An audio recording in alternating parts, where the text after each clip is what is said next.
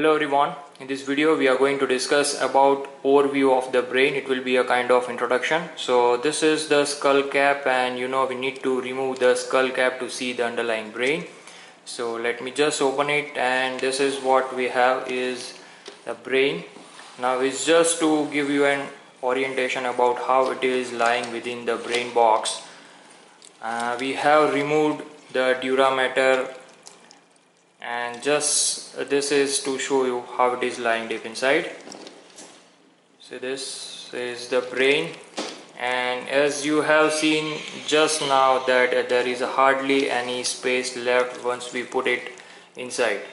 So according to the Monro-Kelly doctrine, the three tissues are lying within the brain box, that is brain, blood and CSF. Now there is hardly any dead space for any of the three to expand. So any of one will expand, then obviously remaining two will have to compress, and the compressible thing is the brain.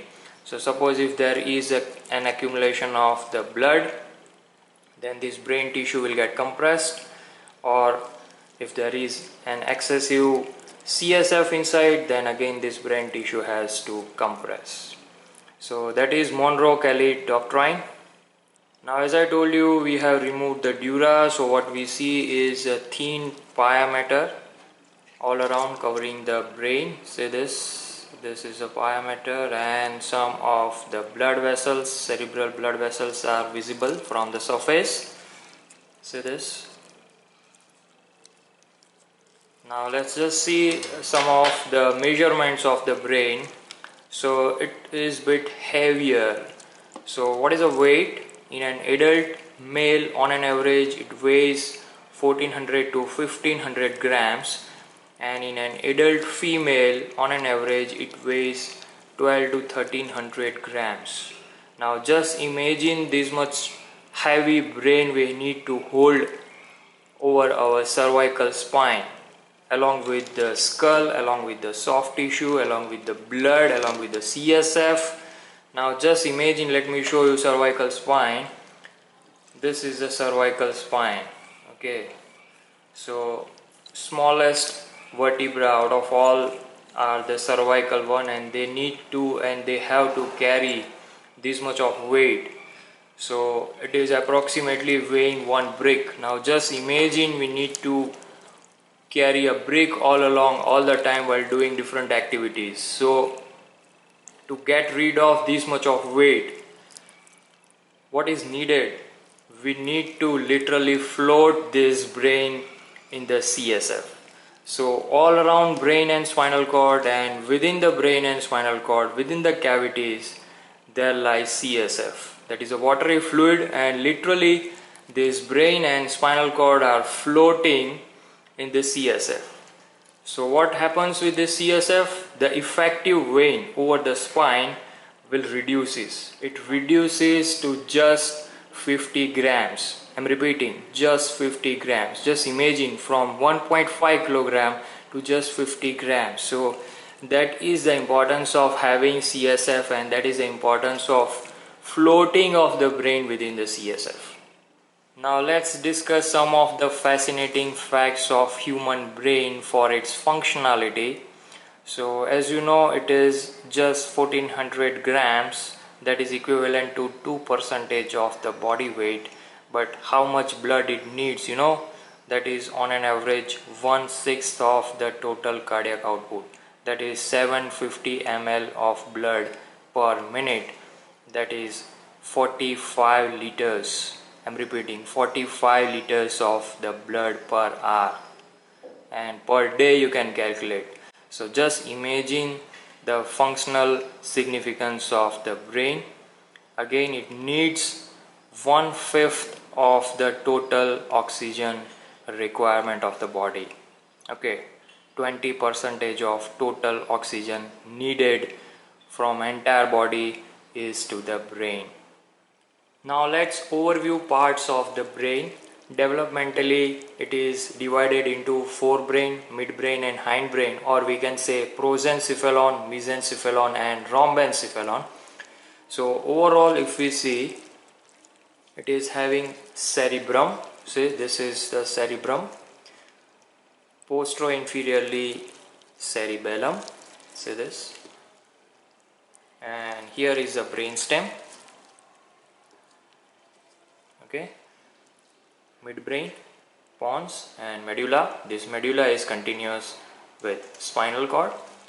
Now each cerebrum is made up of two cerebral hemispheres which are connected in the midline by corpus callosum. So if we cut it open and see it from the side, see, this is how it looks like.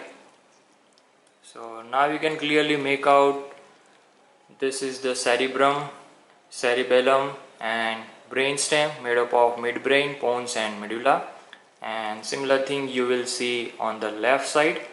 Now developmentally, as I told, it is made up of forebrain, midbrain and hindbrain, prosencephalon, mesencephalon and rhombencephalon. So what is prosencephalon? It is nothing but made up of two subdivisions, telencephalon and diencephalon. What is telencephalon? What you see on the surface is the telencephalon, cerebral cortex and the white matter. Now the cerebral cortex is convoluted, so 2/3 of the portion is hidden inside and only 1/3 of the portion is seen on the surface. So the surface projections are termed as gyri, okay, that is a plural form, and singular is the gyrus. So single elevation is termed as gyrus and single depression is termed as sulcus. So as we can call them as gyri and sulci, surface projections and depressions.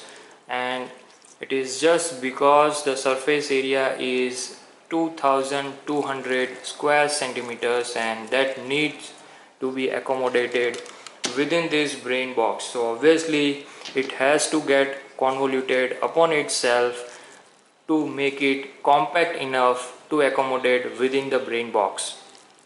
So that is about telencephalon. This telencephalon, or the process of formation of cerebral cortex, is termed as telencephalization. This is highest in human brain. So as we can say that human brain is highest in development, it is just because of telencephalon. And deep inside the telencephalon we will get a cavity. That cavity is termed as ventricle. So the ventricle or cavity of the telencephalon is lateral ventricle. So deep inside you will see lateral ventricle. Now next to the telencephalon, this area is diencephalon. Diencephalon is nothing but thalamus, and there are total 5 thalami constituting diencephalon, namely thalamus itself, hypothalamus, epithalamus, metathalamus, and somewhere over here will be subthalamus. So there are 5 thalamus together forming diencephalon, and the cavity of diencephalon, this territory, cavity of diencephalon is third ventricle. Now this third ventricle will get communicated with lateral ventricle, which is situated deep inside. This is septum pellucidum. So deep inside will be the cavity of lateral ventricle. This is the third ventricle, which is sagittally oriented. So as we have cut it open, the two halves of the ventricles are divided into each cerebral hemispheres. So this is the right half of third ventricle, which is in connection with the lateral ventricle through this foramen. This is termed as interventricular foramen or foramen of Monro. Okay, so the portion of cerebrum beyond this interventricular foramen or foramen of Monro, this portion, okay, this portion plus this entire portion belongs to the telencephalon, and beyond that is the diencephalon, this area up to midbrain. Okay, so just remember the brain, particularly the brain and spinal cord, they are having cavity throughout. Okay, and the cavities of the brain are termed as ventricles, cavity of the spinal cord is termed as central canal. They are continuous with each other. So we will get some connections between these ventricles and central canal, and this cavity or the ventricles are in connection with the subarachnoid space, which is situated between arachnoid matter and pia mater over here all around, as we have discussed, and the CSF which is secreted into this ventricle will get shifted from these cavities to the subarachnoid space. There is a continuous circulation of CSF and will get absorbed somewhere over here in relation to the superior sagittal sinus. So we are discussing about the formation of CSF and a specific device made up of double folding of pia mater and capillary tufts forming a specific plexus that is termed as choroid plexus. Now a portion of choroid plexus is seen in this section, so I just wanted to show you how a choroid plexus looks like. As I told you, it is nothing but double folding of pia mater containing tufts of capillaries. See this is the choroid plexus, and it is not only seen in lateral ventricle but it is also found in third ventricle and fourth ventricle. See this is how it looks like. This is choroid plexus. Okay, now this is left cerebral hemisphere, and you can clearly make out the cavity of telencephalon, that is lateral ventricle. This is left half of the cavity of diencephalon, that is third ventricle, and the communication between these two you can clearly make out from over here. This is interventricular foramen or foramen of Monro. Okay, so this is how these two ventricles are connected. So that is about prosencephalon or forebrain made up of telencephalon and diencephalon. Next to it is the mesencephalon or midbrain. This is the least developed part of central nervous system and it remains rudimentary. So this is the midbrain. Okay, this is the territory of midbrain, and as we have discussed, all the portion of brains are having cavity inside. So this is a small cavity like a duct cavity of mesencephalon. This is termed as cerebral aqueduct or aqueduct of Sylvius. Okay, so above it is connected to the third ventricle and below it is connected to the cavity of hindbrain. So below the midbrain will be hindbrain. So obviously it connects forebrain above to the hindbrain below. So this is the cavity of midbrain or mesencephalon, that is cerebral aqueduct. Now next to the midbrain is the hindbrain. It is made up of three structures: pons, medulla and cerebellum. So hindbrain or rhombencephalon, it is subdivided into metencephalon and myelencephalon. The metencephalon develops into pons in front and cerebellum behind, and from myelencephalon medulla oblongata is developed. Okay, so this is a cavity of hindbrain, fourth ventricle, and above it is connected to the cerebral aqueduct, and below it is continuous as central canal of spinal cord. Just because the medulla is continuous as spinal cord, and so as the cavity of fourth ventricle will continue as central canal. Now again, as I told you, there are choroid plexuses all around secreting CSF. So the tuft of capillaries embedded within double layer of the pia mater or tela choroidea, they are found in relation to lateral ventricle, third ventricle and fourth ventricle. So all these three ventricles are having choroid plexuses which are secreting CSF, and there is a continuous CSF circulation. So within all the ventricles continuously CSF is secreted, and from the roof of this fourth ventricle somewhere over here we will get three foramina: foramen of Megendie in the midline and foramen of Luschka on either side. These three foramina will communicate ventricle with the subarachnoid space, and CSF from this ventricle will enter into subarachnoid space, will fill subarachnoid space around brain and spinal cord, and finally it gets absorbed somewhere over here. Here lies superior sagittal sinus. So along the lateral wall of superior sagittal sinus the CSF will get absorbed. So there is a continuous circulation of CSF. Now something about cerebellum or the small brain. So like two cerebral hemispheres connected in the midline by corpus callosum, similarly there are two cerebellar hemispheres, that is a portion of hindbrain, which are connected in midline by vermis. Now similar thing is seen over the cerebellum.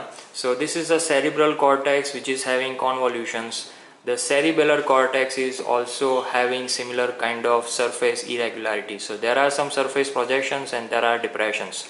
Here the surface projections and depressions are termed as sulci and gyri respectively.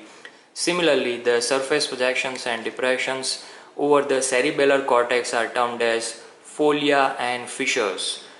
Folia plural form or folium, and fissures or fissure. Like, to accommodate the large surface area of cerebral hemisphere, we need such surface irregularities and convolutions. Similar thing is applied to the cerebral cortex. So much of surface area has to be accommodated within the hindbrain below the tentorium cerebelli, and so as 15% of the surface area, 1/5, I am repeating, only 1/5, 15% of the surface area is seen over the surface, and 85% of the surface area of cerebellar cortex is seen in the form of fissures. So it is hidden. What you see is just 15% of the surface area, and that is best seen in the section. Let me show you the section. See here the section. This is the cerebellar cortex, and you can see the fissures are reaching deep inside within the white matter. Okay, and you can see each fissure is having a portion of cerebellar cortex. So 85% of the surface area of cerebellar cortex is hidden inside, forming a branching tree appearance. This is termed as arbor vitae cerebelli. So this is how the cerebellar cortex is oriented. Now let's discuss some of the facts of cerebral cortex. Its weight is on an average 600 gram, that is approximately 40% of the entire brain weight. So it is very crucial thing, and it accommodates large number of cells. The cells are either neurons, particularly their cell bodies, and neuroglia.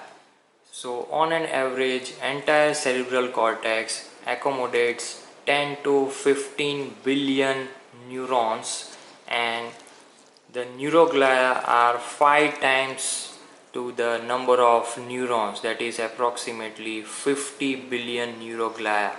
Just imagine this many number of cells, neurons and neuroglia are accommodated within cerebral cortex. If we talk about the number of neurons in terms of weight, then out of 600 grams of weight of cerebral cortex, 180 gram belongs to the weight of neurons, and remaining 420 gram is the weight of neuroglia. Now throughout the cerebral cortex, within the neurons, within the cell bodies, all around, it can store the memory. Now memory is stored in the form of RNA molecules or small polypeptides, and just imagine the items it can store in this form or in the form of RNA molecules or polypeptide throughout the cerebral cortex is equivalent to 10 raised to 11 items. Okay, so that is the capacity of brain to store the information. Now let's discuss some more details about the cerebral cortex. So as you can see, these two cerebral hemispheres are connected in the midline. Okay, and if we discuss in terms of the external features, so it is having 3 surfaces. This is what we see from outside is the superolateral surface. What is hidden when we open it up is the medial surface. Okay, so let me tell you it again. This is the medial surface. It is lying like this. This is the superolateral surface, and below will be the inferior surface. In terms of poles, there are 3 poles. Frontal pole, which is related to the frontal bone. Let me show you. So if we put inside the skull, just see it is related to 3 bones, and accordingly there are 3 poles, and all these 3 poles are lying in 3 different cranial fossas: anterior, middle and posterior cranial fossa. So in anterior cranial fossa there lies frontal bone, so this is the frontal pole. Middle cranial fossa, this is temporal bone, so deep inside will be temporal pole.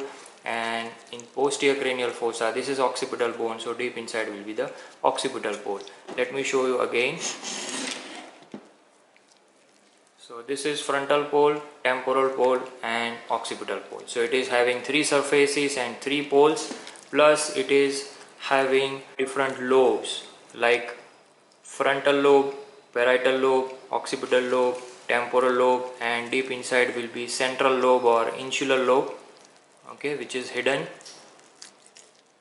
See this, deep inside you will get a portion of or hidden portion of cerebral cortex. See this is insular lobe, and at the junction of diencephalon and telencephalon, somewhere over here, there lies limbic lobe that constitutes the limbic system. So this is something about the external features of cerebral hemisphere. You will learn it in detail in a particular demonstration of cerebral cortex. So this is regarding an overview and highlight of the brain. Hope you understood well. Thanks for watching.